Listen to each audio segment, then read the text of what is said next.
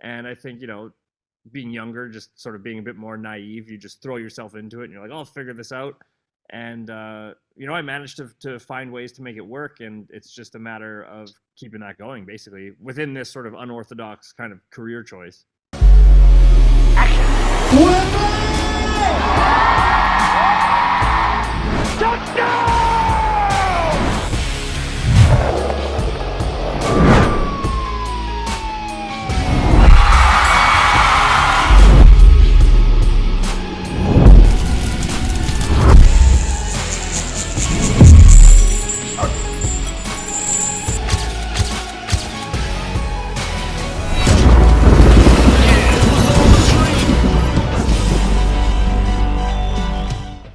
Welcome to It Was All a Dream with me, Nathan. Today I'm joined by Darcy. Darcy, if you want to introduce yourself, let the people know who it is and what it is you do. What is up, everybody? My name is Darcy Oake, and I am an illusionist. I'm from Canada. I was over in the UK for several years after my appearance on Britain's Got Talent, and then when COVID hit, I came back to Canada to wait it out. So that's the story in a nutshell. That's cool. So was it always your dream to be an illusionist or magician or in that sort of field? Yeah, always. Once I started learning, I just never really looked back. It was a hobby that very quickly became an obsession. And this was all when I was very young. So it was always my goal when I was a kid. Like, how can I just do this? For my career. And it was a long process for sure. But it's exactly what I wanted to do, what I've always wanted to do, and the only thing I really know how to do. So if this doesn't work out, then that's it for me. Just on that, did you ever have a backup plan at all? No, I never did, and that was the thing. And my family and everybody always says that, right? Like, make sure you have a plan B, something you can fall back on. And then I heard a quote when I was pretty young that was like, "Well, plan B only detracts from plan A," and that always sort of resonated with me. And I just, and anything you focus your attention on grows. And I think, being younger, just sort of being a bit more naive, you just throw yourself into it and you're like, oh, I'll figure this out. And, I managed to find ways to make it work. And it's just a matter of keeping that going, basically, within this sort of unorthodox kind of career choice. Absolutely. I think it's an incredible, and it must be a tough career choice to step in. I guess because it would fall under entertainment essentially. So I can imagine it's a tough career to step in, especially to have no backup. Yeah, and it's different. Like, there's no not comparing apples and oranges or anything, but for a comedian, for example, there's the comedy club circuit that they can work, and they can find avenues where multiple nights a week they can be working on their material. Whereas magicians, it's a little different. Like, the variety acts, the variety arts it's sort of this weird kind of area within entertainment has its own, sets of challenges in terms of finding venues to perform in, shows to perform in, where it's not a very linear path to follow. So what would you say really inspired you to chase that dream of being an illusionist? Yeah, well, I got fooled once when I was young, and that was what set it all in motion, where, like, seeing a magic trick, which subsequently just ended up happening to be an accident, which I found out later. It was my dad, actually, and I tell this story in the show, and I've told it so many times that it feels like it's this scripted, made-up thing, but it's actually true, where essentially he was playing around with a deck of cards when I was a kid. He was like, here, pick one. And he doesn't know any magic at all. So I picked a card, I looked at it, put it back in the pack, and he spread them out and was joking around and was like, look, I'm going to close my eyes, reach in, pull one out, boom, there's your card. And it was my card. Yeah. And I was like, I don't know, 8 or 9 or something at the time, and it blew my mind. How is this possible? And he wouldn't tell me. My dad basically tortured me for a good month. And then I found out later it was a complete accident that just happened to work out. But it was like that month of knowing how that made me feel and wanting to learn how it was done, and then being like, oh, if I could do that to other people, then that's, and then once I sort of started learning, and then you get that instant gratification from the audience, right? Where witnessing something impossible automatically evokes a certain type of response if it's good. And once you sort of get that first taste of people being fooled or blown away, it's like a drug, really. You do it for the reactions. Yeah, it's funny because I remember the first time I remember watching you on Britain's Got Talent. That's where I discovered you first. And I remember watching it, and I still to this day I tell people, I'm like, just watch this. Like, and you pull the dove out, and everyone's just like, how? Like, how? And it's always just one of those, like, and that trick there has always been like, I have no clue how you done it. It's just amazing. So I'll give you Oh, I that. appreciate it. Yeah, and it's funny. It's like magic's such a weird, like nuanced kind of art form where like everybody remembers sort of a trick or something that they've seen, Yeah, and but within like magic and magicians and illusionists, it's like the general public, I feel like, has a hard time differentiating between kind of like a a bad magician and a good magician, where it's all sort of clumped into the same thing, which is where I kind of feel like magic and illusion has got this sort of like cheesy vibe, or gets, some people are kind of like, oh, you do kids parties or whatever, that type of thing, because I think when you know the fundamentals and like the basics, and you are able to fool someone, but like it's not fully you know what I mean, where it's sort of like a crutch, like just fooling the people is a crutch, but it's so much more than that. It's like evoking different emotions, it's how you're making them feel, as opposed to just, hey, you're fooled. And I think like, yeah. And I guess on that, really, I mean, when you think of like, I know you was a part of, I want to say the US run of the Illusionist, right? yeah, yeah, parts of it Yeah, I did. yeah. So like with having like that on a stage show as a guest, in like as like on the West End as such, and that I guess people can almost go, it's a big stage, you're a bit further away, it could be camera tricks and stuff like that. So I guess that's probably where it does come into the play, where of like, oh, if it's close up magic and like that, I want to say like bar magic Yeah, yeah, almost, yeah. you know, which is where people get hesitant. Oh, but I mean, I've seen close up and I stage show, and I like they are amazing, to be honest with you. And that I think all it is really is just the production value is just higher. Yeah, and I think like sort Yeah, of so times like are, you can be a bit more extreme with it. yeah, and I think times are changing a bit too, where like, and I think like magicians and artists are sort of coming to the realization that like the more like produced and stagey it is, like the more it kind of like in some capacities detracts from the magic, where Yeah, which is what's so like pure about like close up or bar magic, is it's right there. There's no lights, smoke, glitter, yeah, dancers, whatever. So I think like, which is why I think Darren Brown has been so successful in his stage shows, yeah. because it's not like this, hey, it's this very like sort of sophisticated, like you have to really think about it. And it's, where I think like there was a time period within magic where it got so like, we have to do 9,000 things in this 1 hour show, and it's just ba ba ba ba ba, and so much stuff happening, where it's like there's no, it's It's like by just the end of it, overwhelming.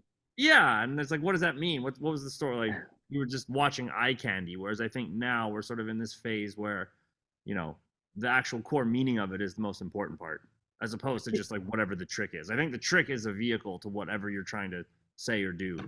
Yeah, 100%. I mean, I watched Adam. You know Adam. I think you taught him as well. Adam Trent, right? Oh yeah, yeah, yeah, yeah. Yeah. Adam's great. So yeah, so when I worked with him for a bit and I watched him do some stuff, and yeah, you're right. I think it's just it is a mind blowing thing, and I think the thing is with like illusionists and stuff like that, it is either you love it or you hate it. There's no Yeah. in between. Like, and people Yeah, just no, well, I think part of pull. it is like, part of it, I think, like being fooled is like it doesn't feel good. Like nobody likes to be fooled, so I think it's like tactfully handling this craft so like people enjoy being fooled. And I think Yeah, there's certain personality types that's like, maybe threatening in some capacity, or whatever it might be. But I think like I always like to approach it, which might not be the right way, as like every audience can be won over in some capacity. yeah, So it's like, being able to sort of adapt and adjust to different personality types or different sort of energy of the crowd, I think is important, as opposed to like just knowing the mechanics of an illusion or a trick. Yeah, absolutely. So just touching on what you said previously, you said obviously that your dad done the trick and you was 9. So kind of just touching on that, how old was you when you discovered that it was kind of your dream to chase the illusionist and magician path? Yeah, I think like I don't know if at the time I was immediately like, oh, this is what I'm doing forever, but it was Yeah. always like that's just like what I was doing.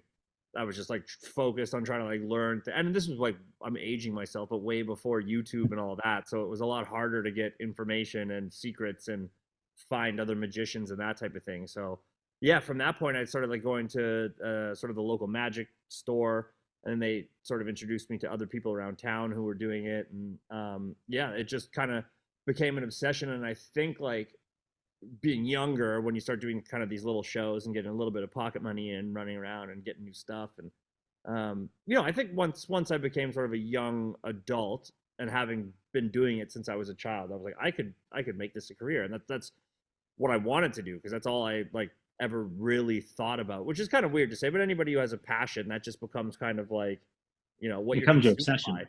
Yeah, exactly. And that's what it was for me. And it was always just like, this is what I'm doing. And the nice thing about it too is with my parents, like they were never, they never were asking me what's plan B, what's plan. Once they realized sort of the like laser beam focus I had on it, it was never what's your plan B, and always when's your next show? What are you doing to get your next show? Which was amazing. Like looking back, it was definitely the sort of nurturing support It, that I. yeah, and it almost holds you accountable to get those shows, because if you've got somebody asking you, when's your show? When's your show? Yeah, It's exactly. going to make you go out and get the show. Yeah. So no, that's cool. That's really nice to hear. To be honest with you, um, can I ask what your parents done for work? Yeah, so my dad is he's a sports commentator Oh, for, amazing. yeah, Hockey Night in Canada, which is hockey's huge in Canada, obviously. So Yeah. he covers the games, the Saturday night games, and then my mom was a palliative care nurse, so she would go into the homes of people who were terminally ill and just kind of wanted to die at home, essentially, and help them be Okay. comfortable, type of thing. So yeah, Go yeah, I get did your. by no means came from like a circus or magic family or anything like that. It was just sort of uh, look, every kid sees a magic trick when they're young at some point, whatever it might be, in some Yeah. capacity. And for me, it just struck a chord, and that was that was my obsession from that point on. It was pretty wild, and the fact that it was an accident too was just made it extra kind of like, well, this is what I meant to do. So just on that, then, who would you say your idols or heroes was? They can either be personal, like your dad, or anything like that, or even in the illusionist world, people like Darren Brown and people. Um, do you have any like idols that or heroes that really inspired you to kind of? Yeah. And I think there's lots of them, but for lots of different reasons. Like there's certain things I really love about uh, a lot of the guys. So like Darren Brown is just incredible because he's found his genre or his niche, which is very specific to him. Where if you say Darren, we're going to a Darren Brown show, you immediately have an idea of what it is that he does. Right. Same with Yeah, David Blaine. It's the same type thing with what they figured out their lane and what their sort of niche within the magic world is. So anybody kind of that's done that, Copperfield, same thing. Whereas I don't necessarily try to look at maybe like specific material that they do, yeah, where it's like, oh, the thing that David Blaine did where he stabbed himself with the ice pick, and then be like, well, how could I change that and make it mine? I try not to look at it that way, where it's more of like looking at it sort of as the overall thing, where so they're would all. you like go based on like the way his crowd work was or something like that, and Yeah, interaction? like definitely there's definitely inspiration in stuff like that, and I think overall with the way that they've all sort of developed their brands specifically, Yeah, that the material then kind of falls into place. Like they have this sort of format or brand or genre or style or theme, and then all of the material that they do within their show is all within that, which I yeah, think a lot of times in the magic world people are like, oh, that was cool, that got a good reaction, I'm gonna do that. And it's like there's a lot of stuff that you could see in one person's show that you could see in someone else's show, which is yeah. not the case with like Darren Brown or David Blaine or anybody like that. So that's the biggest sort of inspiration to me, is nobody else could do their show but them. And I think that's the Yeah, biggest takeaway. It's the same with any big rock band or any musician or that type of thing where only they could do it. yeah, definitely. So you've obviously achieved tons in what you've done. You even to be, I don't know whether we're allowed to say this, so I can cut this out if need be, but I know that you got scouted for Britain's Got Talent. I know you Yeah, didn't we can talk about apply. that. That's fine. So Yeah. obviously the fact that you got registered, like recognized even, to get asked to come onto the show and stuff like that. And being able to travel the places you've been and meet the people you've done in the shows you've done. Um, how would you say you achieved such great success? I mean, I think part of it is like not necessarily looking at it that way kind of thing. Like you never want to be like, Yeah, I've done so much, haha, where it's I personally have so much that I want to do and ideas that I have and that type of thing. And I think when you get complacent is where like it's all sort of I like to refer to it as it's like always a snowball effect within carving out your own path. For me, anyways, this is how I try to look at it. It's like yeah, you get momentum going, and one show leads to the next show, and it's for me, it's always about like how do you spin this into the next thing, or a lot of times, a few of us will and for putting it very bluntly, it's like when a gig arises or something pops up or an opportunity, it's basically breaking it down to like, okay, what's the purpose of this gig? Is this a career move? Is this a money move? Or is this like a passion thing that I want to do because it sounds super cool? And it's kind of like, yeah, you know, yeah. Okay, putting it into those sort of points. But I think, for me, especially like within magic and all of that, like I always like to be kind of like tinkering with stuff or working on something or have an idea that I'm trying to like nurture or fester. And I think it's just being obsessed with it. I think just whatever you focus on grows, and it's just like this sort of unconscious kind of obsession that I'm always sort of thinking about and trying to find the next opportunity or dig out the next moment or the next thing that's going to lead to the next thing. And it's which is also I feel like because I just had a baby a year ago, yeah, and now the additional sort of the mind shift and the pressure that sort of comes with that, especially being self-employed and like trying to muster up gigs and provide for the family and all of that. It's very like it doesn't happen unless you do it, is what I always say. Like because yeah. there's no record label, there's no one that's like go here at this time. It's like come up with the ideas, come up with the material, figure out how to sell it, do it in front of a crowd, get it online. Hopefully people see it, and that's kind of the you know the thing now. And I would venture to say slightly like my goals have maybe shifted a little bit since having a baby. Yeah. Whereas like before I'm like living on the road, like bopping around to the next place, like, and then now it's sort of picking the gigs wisely, making sure the business is still functioning, being able to be home with my family, and also trying to take it to the next level at the same time, which can be like overwhelming. But it's all just the fact I get to do this. It's what I love to do, and it's so I try not to look at it like this stressful thing, but more as a being kind of grateful for it. Yeah, I really like what you touched on there as well. Just kind of how you mentioned about those 3 points of like, is it a money move? Is it a career move? Or is it just like a pleasure move? Hmm. Because I've never really looked at it like that, but that's kind of how I operate as well. In that Yeah, same mentality of like, oh, okay, I might be doing this job for free, but it's yeah, a good networking event. yeah. So it's a good place to network with someone or something like that.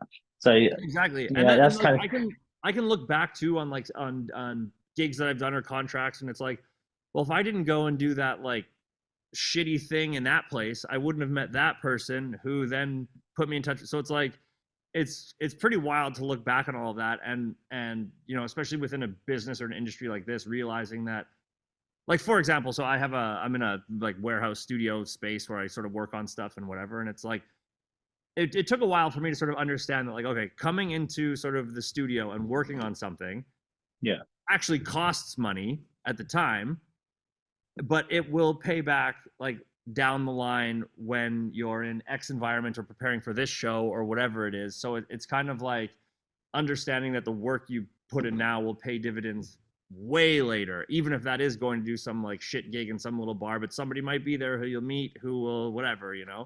So Yeah, it's definitely. kind of being tactful, I think, and aware, as opposed to just like doing everything and like doing things for the sake of doing it, but being more strategic than just kind of like, you know, flying by the seat of your pants. Yeah, absolutely. So, where we obviously just mentioned about how much you have achieved, I know you don't really overly talk in the sense of like, oh, I've achieved loads, but there must have been a time in your career where you've been like, is this even real? Like, is this happening? So just on that, what would you say like your proudest moment or like pinch me moment has been where you've kind of gone like, oh, Yeah, I think it was definitely Britain's Got Talent for sure, just because um I had been doing like, so the first act that we had talked about, the thing with the birds, was yeah, something I had sort of been doing in some capacity since I was probably 12 or 13 years old. yeah, And and this is a perfect example of all it takes is one person to see it, or one, to get those comments from Simon. Like I went on that show and had zero clue what I was walking into. I literally was going there praying I was just not going to get buzzed off. So at the time of yeah, that show, I was working the cruise ship market essentially, and on the ships it's like very much you have to appease everybody. Like it's kind of, you're not working to a specific fan base, right? You're yeah, of on there course. trying to appease everybody that's on the ship, and so all I wanted to do was like not go on that show and sort of fuck up what I had going on, which was like the ship market. Because if you get these horrible comments and they end up online, it's like people are like, why were we going to book this guy? So the fact that it went the other way, and he said these rave reviews, it was like people sort of kind of took note, and it took somebody of like, the notoriety of Simon to be like, I love this, for other people to be like, fuck yeah, this is amazing. Yeah. And it was kind of funny to see that. Like I'd literally been doing that act for like 13 years. And it was like Simon saw it, loved it. And then, it gets this sort of momentum going, or this attention to it.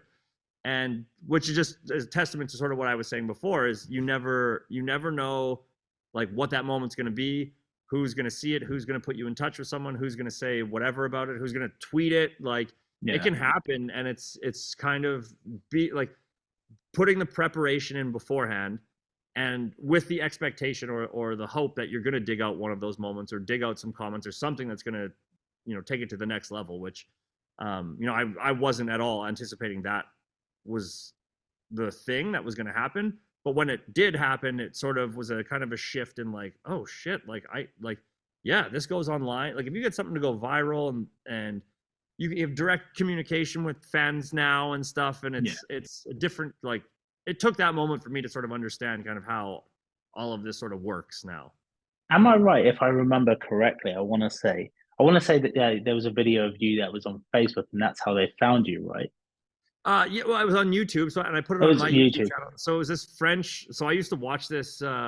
We don't get the channel in like where I lived, Yeah. and I remember being a kid, staying up super late at night, and you can go up to like into the 40s where they're all fuzzed out, the channels, Yeah. and you could get this French like cabaret variety show at midnight sometimes, and sometimes there'd be magicians on it. So I'd like stay up and watch this fuzzy channel for these magicians. And when I was young, I always remember being like, I want to get on this show. Finally got on that show, did the bird act, and then that was the video that the BGT people saw, and they Yeah. called me up like, come and do it for us. And the craziest thing about it was I said no at the time. I was like, no, no, no, no. Like I'm working the ships here. If I get an X, or like somebody says something bad about me, like it's not only gonna hurt my career, but it's gonna crush me. Like it's such a vulnerable situation to be in. And they were great about it. Like they were so awesome about it, where they were like, we're not in the business of like trying to make you look stupid. They were literally like, we've never seen an act like this on our show. We feel like the public here is going to love it. Just know we're not like blowing smoke here. We Yeah. want Of you to come course. on because we love this act. And I was like, okay, I'll do it. And then everything changed after that, and it was yeah, wild. Am I right in thinking that you done magic for the Queen as well? Yeah, so it was after that. It was her 90th birthday. So I got to do the bird act there in Windsor Castle for her and the whole royal family, which was insane. Like that was wild. Yeah, of course. I remember that that when you told me that, it stuck with me. I remember Yeah. because I want to say there was photos, but you couldn't show anyone or like you could release that you met. Yeah. Like, yeah, Yeah. It was like yeah, I a remember. super private thing. Yeah, that's cool. That was cool. Um, so there's two more questions. One's a real quick one, but it's actually just an additional one, and it's: is there ever been a trick, or you've seen another magician or illusionist do something, and you've gone, "Shit, I wish I thought of that," and if so, what is it? Yeah, I would say lots of times like there, but again, it sort of goes back to kind of what you were saying before, where like the people that I sort of try to draw inspiration from are the only ones that could do that way, Yeah, kind of thing. So it's less like, oh fuck, he got to that before me, and more like this guy has figured out his whole style, whole genre, and this is brilliant. So, with that said, though, there's definitely like inspiration to be taken from that, but I would say it's less specific of like, oh, this guy did this trick where he yeah, whatever levitated. I should have done that. It's more like how great that this person has figured out their exact package, yeah. and you know what that's going to be. Okay, cool. And then last one really is if anybody listening to this obviously wanted to follow in footsteps, not necessarily be like on Britain's Got Talent, but just kind of a successful illusionist and stuff like that, and just kind of wanted to follow in the footsteps that Mhm. you've done. What advice would you give to them? I would say perform as much as possible, and listen to your audience, listen to the feedback of your audience. And I know it can be very like, oh, if you hear something that isn't, because you put your heart and soul into it. But I think it's important to be willing to be bad, or no, sorry, I shouldn't say be willing to be bad, but be willing to accept being bad with the Yeah, understanding that it's going to be better, because you can't come up with an idea, go out there, try it the first time, and it's the greatest thing you've ever done. Like, these ideas require nurturing and attention and practice and rehearsal and trial and error and failure before you understand every element of it, because magic lives in the details, and sometimes there's details you can't figure out until you put it in front of an audience. yeah, So it's like, it can be gut wrenching, like if you do something and it falls flat, or if it bombs or it doesn't work, it's like, but to just stick with it, because you're working on bits, you're working on something that hasn't necessarily been done before. There's no blueprint for it, and you're sort of figuring it out as you go. So it's all about the preparation you put in before, performing as much as you can, listening to the audience, adapting it based on the response or what might have gone wrong or what could have gone better, and then just repeat, repeat, repeat. And that's it does take some personal kind of thick skin to be able to go out there and be like, if this doesn't work, I'm not going to be bedridden for a week, but you're going to yeah. sit down and figure it out, kind of thing. And you have to sort of be willing to take your lumps along the way. Would you also say that it's worth kind of documenting what they can do as well? So kind of using social media to its full potential. In 100%. I think that's a super powerful tool. And I also like, I have a sort of specific kind of viewpoint on social media and magic and that type of thing, where it's very easy. Like, there's some people that I was like the hugest fan of for a long time, and then it's just like your feed just becomes bombarded with their stuff, and you're like, yeah, you know. So it's all it, and with magic, it's there is an aura of mysterious. I feel like the more you're just like working the algorithm, yeah, can have positive and negative effects. So I think it's like, the biggest thing I learned, or sort of advice that I sort of took, was from David Blaine, because basically what he does is he'll do like a 1 hour banging magic special, craziest thing you've ever seen. You maybe not won't see or hear much from him in a year or two, and then come yeah. out with another crazy one. And it's like he has this aura that's just like, oh my god, I can't wait for this thing that he's going to put out, or when's the next one, as opposed to just oversaturating and becoming like just too much like, pay attention to me. So Yeah, I sure. think it's a balance there. But I do think I agree with you completely, where it's like you have the attention of the entire world at your fingertips, and if you're trying to garner attention or get gigs, like you gotta work that realm for sure, but do it Cool. tactfully without just like playing a numbers game. Yeah, sure. Well, that's pretty much everything, to be fair. So I appreciate your time today, and yeah, If you just want to give yourself a plug and let people know where they can follow you, see you, if you've got Yeah, any tours coming up. at Darcy Oake on everything. So that's about it. It's great seeing you again. And next time I'm in London, we'll definitely have to link up. So sorry we couldn't do it last time. Thank you for tuning into this episode of It Was All a Dream. We appreciate your time and support. We hope that you enjoyed the episode and you feel inspired to achieve your dreams. Be sure to give us a follow on social media. We're on Instagram, TikTok, YouTube, and Twitter, where you can contact us and stay connected with us if you have any feedback on the episodes or guest recommendations. Be sure to stick around after this to see what's upcoming in the next episode. Thank you. My name's Steve Caballero. I'm 58 years old. I'm a professional skateboarder, musician, and artist.